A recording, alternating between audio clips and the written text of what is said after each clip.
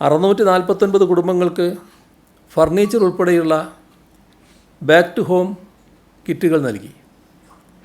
ഇതുകൂടാതെ ദുരിതാശ്വാസ ക്യാമ്പിലെ 794 കുടുംബങ്ങളെ 28 ദിവസം കൊണ്ട് താൽക്കാലികമായി പുനരധിവസിപ്പിക്കാനും കഴിഞ്ഞു.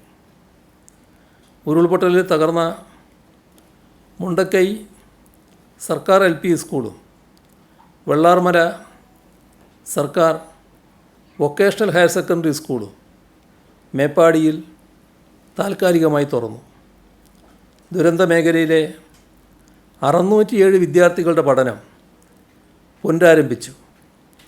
ദുരന്തത്തിൻ്റെ 50-ാം ദിവസം തേയിലത്തോട്ടങ്ങളിൽ ജോലി പുനരാരംഭിച്ചു.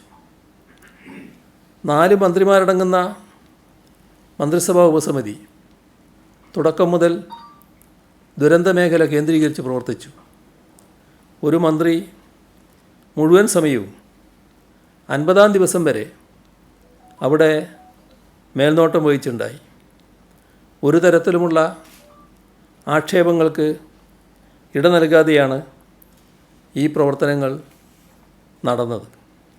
അതിന് എല്ലാ ഭാഗത്തു നിന്നും സഹകരണവും പിന്തുണയും ലഭിക്കുകയുമുണ്ടായി.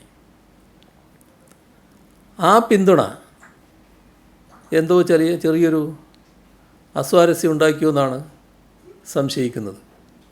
ആ പിന്തുണയും അതുപോലെ തന്നെ ലഭിച്ചുകൊണ്ടിരിക്കുന്ന സഹായവും, ഇപ്പോൾ പിന്തുണ തകർക്കുക, സഹായം തടയുക, ഈ അജണ്ടയാണ് ഇപ്പോൾ പുറത്തു വന്ന വ്യാജ വാർത്തയ്ക്ക് പിന്നിൽ പ്രവർത്തിച്ചത് എന്ന് വേണം കരുതാൻ.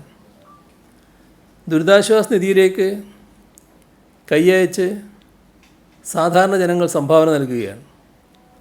ആ ജനങ്ങളെ അതിൽ നിന്ന് പിന്തിരിപ്പിക്കുക എന്നൊരു ദുഷ്ടലക്ഷ്യം ഇതിൻ്റെ ഭാഗമായിട്ടുണ്ട്.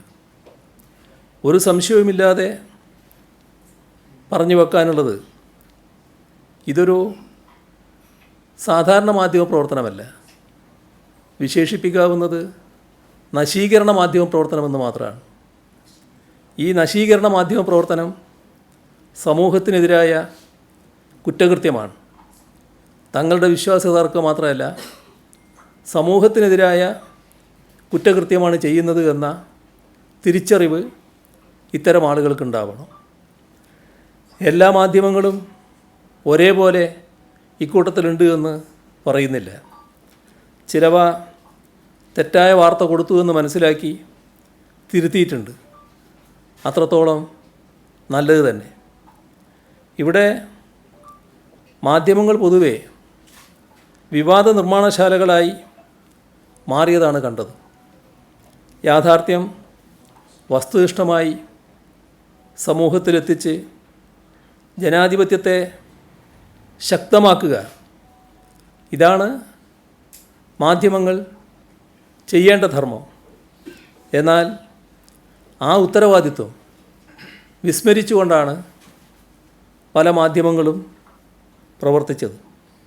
അതിനു പകരം വിവാദങ്ങൾ സൃഷ്ടിക്കുക, ജനങ്ങളെ തെറ്റിദ്ധരിപ്പിച്ച് കച്ചവട രാഷ്ട്രീയ അജണ്ടകൾ നടപ്പിലാക്കുക എന്ന നിലയിലേക്ക് അധപ്പതിക്കുന്ന അവസ്ഥ വന്നിരിക്കുന്നുവെന്ന് തിരിച്ചറിയാൻ നമുക്ക് കഴിയണം.